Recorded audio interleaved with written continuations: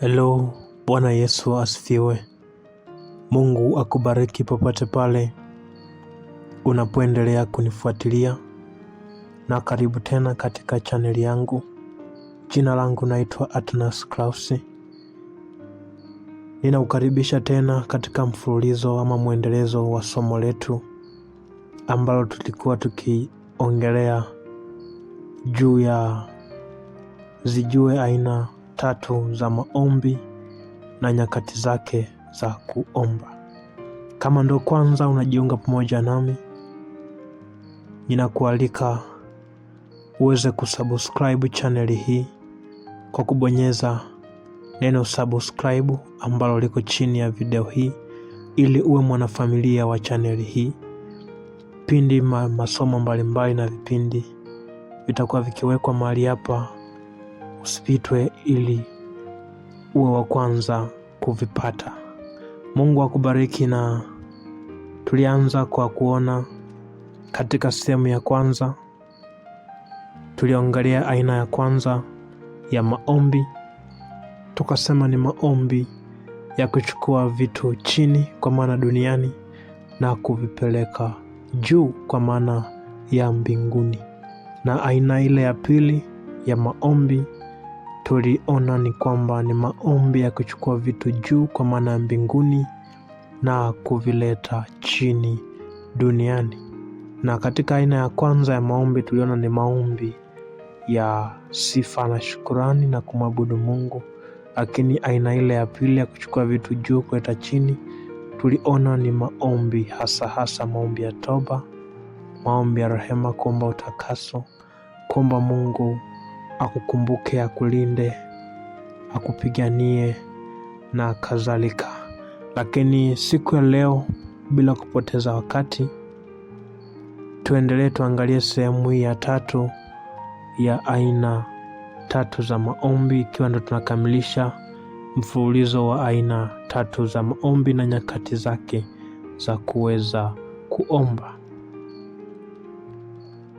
Imekuwa ni shida kwa watu wengi wakilalamika ya kwamba maombi yao hayajibiwi. Wanaomba sana lakini majibu yanakuwa tofauti kidogo. Lakini hii inatokana ni kwa sababu wanafanya maombi mengi kiholela, kwa maana hawafuati utaratibu. Hawaombi katika wakati sahihi. Wao kila wakati wakijisikia kuomba wanaomba chochote wakati wowote. Lakini kumbe sio hivyo. Kila wakati una jambo lake la kuomba. Kila wakati unatakiwa ombi sahihi wakati sahihi, kwa kutumia mistari sahihi katika Biblia. Bwana Yesu asifiwe sana. Katika aina hii ya 3 ya maombi ni maombi ya kushughulika na kuvifuata vitu vilivyopo hapa duniani. Ni maombi ya kushughulika na kuvifuata vitu vilivyopo hapa duniani. Bwana Yesu asifiwe. Aina hii ya maombi ni yale maombi ambayo unashughulika na vitu ambavyo kwa asilimia kubwa vipo hapa duniani ama vipo kuzimu. Maombi haya ni yale ambayo unatamka vitu wewe binafsi, wewe kama wewe, kwamba hilo jambo wewe ndo unalifanya kwa nguvu na uwezo wa Mungu aliyokupa. Kwa lugha nyingine, ni maombi ambayo ni wewe na adui zako mnakutana.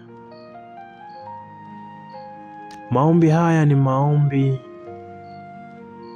ya vita, ambapo wewe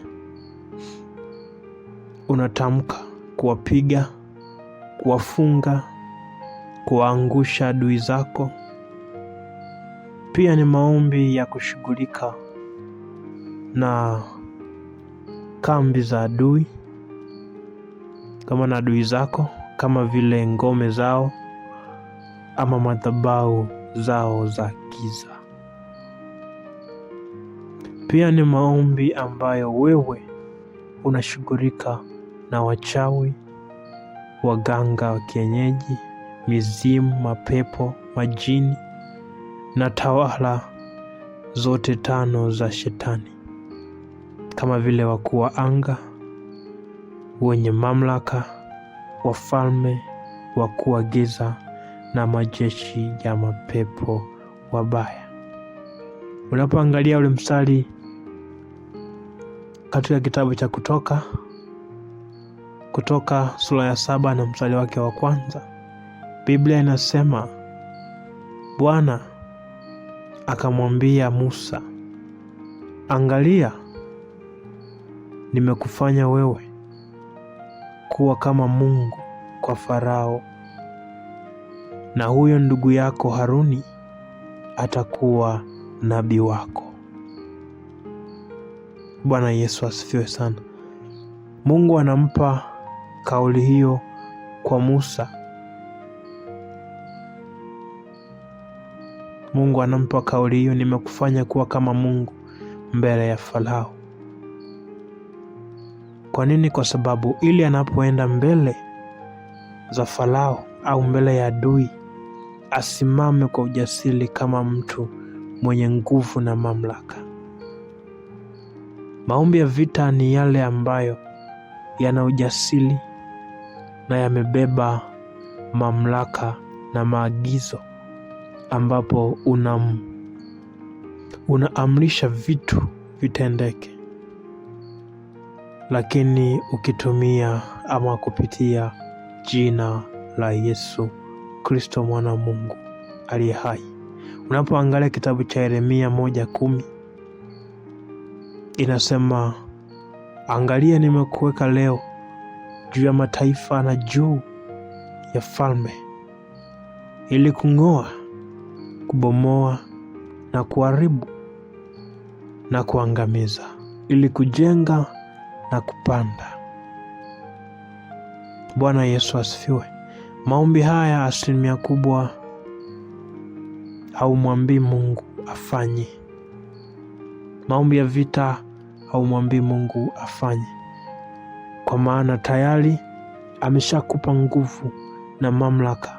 Ukiangalia mstari wa Yeremia, umeshapewa mamlaka na uwezo na nguvu, akakuweka juu ya mataifa na falme, ili wewe uyatende hayo ambayo Mungu amekwambia, ubomoe, ung'oe, uangamize. Hajasema Mungu yeye ndo atabomoa, ataangamiza, ila amesema nimekuweka wewe juu ya falme na mamlaka, ili kubomoa, kuangamiza. Kwa hiyo hayo sio tena yeye Mungu ndo atatenda, bali ni wewe. Simama kwa ujasiri kama mtu mwenye mamlaka. Hivyo katika aina hii ya maombi, epuka maombi ya kulia katika vita, kwa sababu huwezi ukaanza kulia ukiwa katika uwanja wa vita. Upo mbele ya adui, alafu unaanza kulia. Unapokuwa vitani, lazima uonyeshe ukakamavu, ujasiri, na usimame kama mtu mwenye mamlaka mbele ya adui zako, kiasi kwamba adui yako mpaka mwenyewe aweze kuogopa na kutetemeka. Adui hawezi kuogopa kama wewe utakuwa unalia, uko mbele zake lakini unalia. Kwa hiyo epuka yale maombi ya kulia, ya kutoa machozi.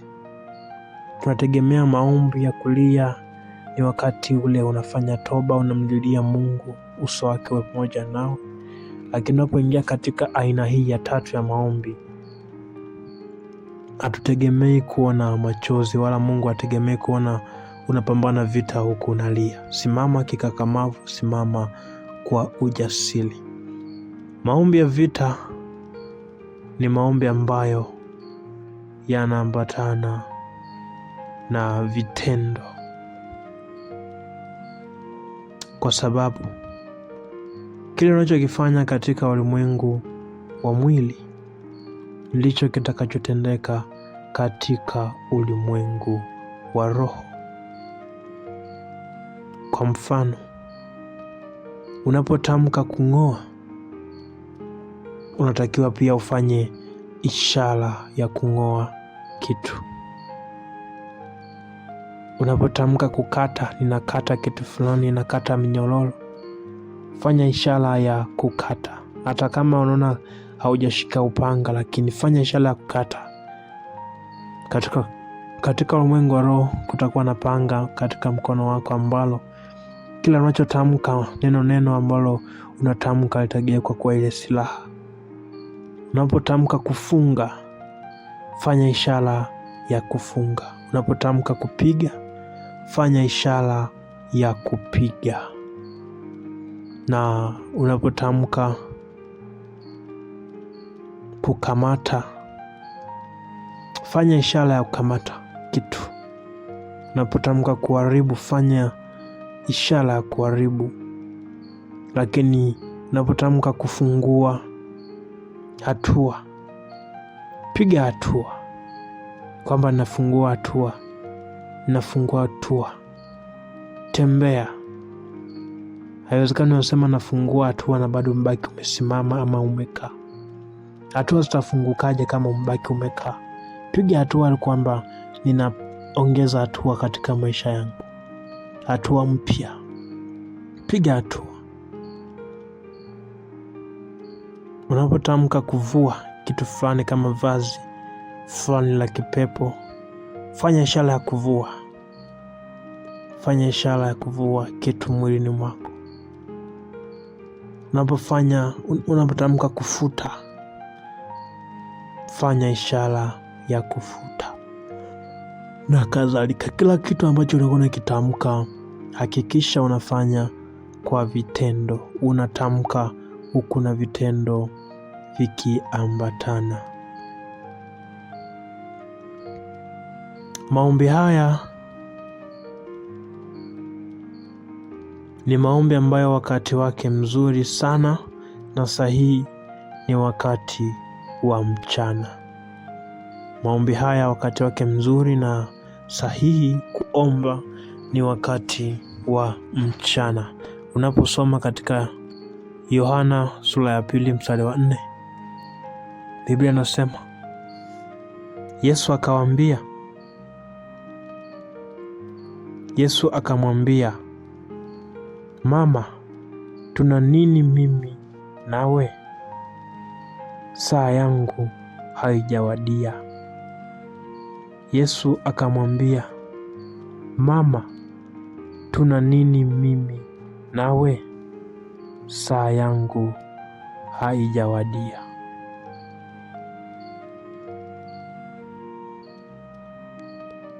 Hivyo unapoangalia mstari huu, unakupa kujua kwamba siku zote usifanye maombi ama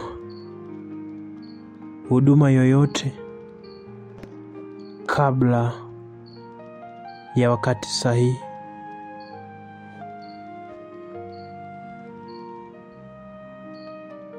Na usifanye maombi ama huduma yoyote kwa kutaka sifa, watu wakuone kwamba huyu anajua kuomba, huyu anajua hiki na hiki, huyu ana upako sana. Usifanye maombi ama huduma ili upate kitu fulani cha haraka kwa ajili ya maslahi yako binafsi. Na usifanye maombi ama huduma kwa kurupuka, kwa sababu kuna mtu yamkini amekwambia ufanye. Lakini usifanye maombi ama huduma kwa mapenzi yako binafsi, bali ufanye kwa mapenzi ya Mungu, kwamba Mungu ametaka ufanye, na Mungu atakuletea katika wakati ulio sahihi. Kwa maana hiyo, watu wengi wanakimbilia kufanya maombi ama huduma fulani pasipo kuangalia, je, ni saa ama wakati wake wa kufanya hiyo huduma ama hilo jambo. Kwa maana hiyo, Yesu alitambua ya kwamba kuna saa yake ya kufanya jambo fulani, na sio kila wakati angeweza kufanya tu jambo hilo kwa sababu ya kitu fulani, au kwa sababu jambo hilo limekosekana ama linahitajika. Kwa Yesu alitambua kwamba kuna wakati saa yangu bado haijawadia. Anaangalia saa, wakati wangu bado. Na siku zote tunapotaka kufanya maombi ama huduma, angalia kwanza wakati. Je, ni wakati wake wa hayo maombi kufanyika ama sio wakati wake? Wengi wetu tunaingia kwenye vita muda wowote tunapotaka, bila kuangalia ya kwamba je, ni wakati mzuri wa vita ama sio. Ndugu mpendwa, unapoomba ombi sahihi ama unapofanya jambo sahihi katika wakati sahihi na mazingira sahihi, na kuwepo na matokeo, kuna kuwepo na matokeo makubwa sana sana na yanayopendeza. Epuka kufanya vitu kwa haraka kwa bila kuangalia wakati sahihi wa hilo jambo kutendeka. Zingatia hili ya kwamba usiende kwenye maombi ama huduma kwa kulazimishwa na mtu yeyote, na usiingie kwenye vita ambayo huiwezi, ama usiingie kwenye vita ambayo hauna nguvu ya kupambana nayo.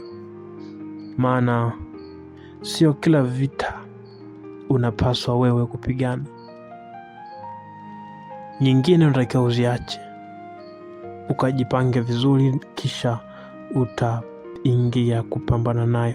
Usilazimishe kila vita kupigana wakati huo zote. Kuna nyingine unatakiwa uache kwanza, utulie, uombe nguvu zaidi ili uweze kuingia kupambana vita. Ukiangalia katika kitabu cha Matendo ya Mitume sura ya 3 mstari wa 1 mpaka ule wa 10, utaona Biblia ikisema kwamba basi Petro na Yohana walikuwa wakikwea pamoja kwenda hekaluni saa ya kusali saa 9. Saa ya kusali saa 9. Ule mstari wa 2 anasema, na mtu mmoja aliyekuwa kiwete toka tumboni mwa mamaye alichukuliwa na watu, ambaye walimweka kila siku katika mlango wa hekalu uitwao Mzuri, ili aombe sadaka kwa watu waingiao ndani ya hekalu. Mstari wa 3 anasema, mtu huyu akiwaona Petro na Yohana wakiingia hekaluni, aliomba apewe sadaka. Mstari wa 4 anasema, na Petro akimkazia macho pamoja na Yohana akasema, tutazame sisi. Mstari wa 5, akawaangalia akitaraji kupata kitu kwao. Mstari wa 6 anasema, lakini Petro akasema, mimi sina fedha wala dhahabu, lakini nilicho nacho ndicho nikupacho. Kwa jina la Yesu Kristo wa Nazareti, simama na uende. Mstari wa 7 anasema, akamshika mkono wa kuume, akamwinua, mara nyayo zake na vifundo vya miguu yake vikatiwa nguvu. Mstari wa 8 anasema, akaondoka upesi, akasimama, akaanza kwenda. Akaingia ndani ya hekalu pamoja nao, akienda akirukaruka na kumsifu Mungu. Mstari wa 9 anasema, watu wote wakamwona akienda akimsifu Mungu. Mstari wa 10, wakamtambua ya kuwa yeye ndiye aliyekuwa akiketi na kuomba sadaka penye mlango mzuri wa hekalu. Wakajaa ushangao, wakastaajabia mambo yale yaliyompata. Bwana Yesu asifiwe. Tunaona wakati wa mchana unatakiwa ushughulike na mambo ambayo yamedumu kwa muda mrefu sana bila kuwa na majibu, ama yamekaa kwa muda mrefu, yamedumu bila kutoka, ama aliyokosa suluhisho ama majibu. Mfano, kuna magonjwa ambayo ni ya muda mrefu, yanamtesa mtu kwa muda mrefu. Muda wake sahihi wa kumwombea mtu kama huyo ni wakati wa mchana.